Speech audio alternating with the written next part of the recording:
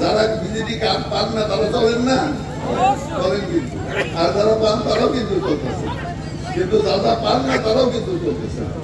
আমরা চিন্তা করেছি, আমাদের নেতা তারেক রহমান চিন্তা করেছে, এই দেশে এই সমস্ত করে লাভ হবে না। আমরা প্রত্যেক ফ্যামিলিতে মাদেরকে ফ্যামিলি কার্ড দিব, ফ্যামিলি কার্ড। প্রত্যেক মায়েরা সেই ফ্যামিলি কার্ডের মাধ্যমে যে টাকা পাবে, যে খাদ্য পাবে, সেটা তাদের সংসারে কাজে লাগিয়ে স্বামীর সাহায্য যোগিতা করতে পারে। এই জন্য এটা মহিলাদের নামে দেওয়া হবে, পুরুষদের নামে দেওয়া হবে না। এই কথা তিনি চিন্তা করেছেন, আমরা চিন্তা করেছি, আমরা ক্ষমতায় গেলে আর কি করব। আর একটি এই ফ্যামিলি কার্ডের মধ্য দিয়ে প্রত্যেক পরিবারের প্রত্যেকে কি চিকিৎসা করতে পারে, অনেক ওষুধ কিনতে পারে, অনেক কিনতে পারে না। ডাক্তারের কাছে গেলে, হাসপাতালে গেলেও পয়সা ছাড়া কাম হয় না, তাই না? কাজেই প্রত্যেক ফ্যামিলি কার্ডের সাথে একটি স্বাস্থ্য কার্ড দেওয়া হবে।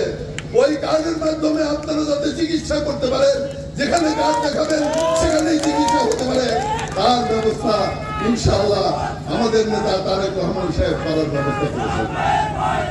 যদি ক্ষমতায় যেতে পারে আমরা সেই ব্যবস্থাগুলো করব। এই 30 দফার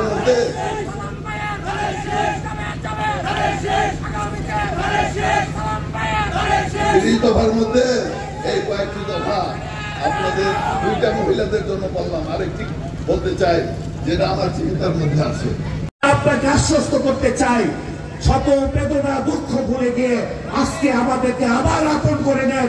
এই নির্দেশের জনগণ আপনাদের পাশে আছে। আমি আর কথা বাড়াতে চাই না। আমরা এখানে যারা উপস্থিত হয়েছি, কথা শুনবো আমাদের মেয়ে, আমাদের ভাবি এবং ভাইয়ের, যে কারণে আমরা এখানে সমবেত হয়েছি নাকি। আমি আর কথা না বাড়িয়ে, যদি ভবিষ্যতে কখনো সুযোগ হয়, আপনাদের এখানে অনেক দাবি দেওয়া করা হয়েছে, নেতাকে কোনো কিছু দাবি করে চাইতে হবে না। নেতা সবচাইতে নির্দেশকে ভালোবাসে, তিনি নির্বাচনী প্রচারণায় শুরু করেন নির্দেশ দিয়ে। আজকের এই মহিলা সমাবেশ তার প্রমাণ নাকি।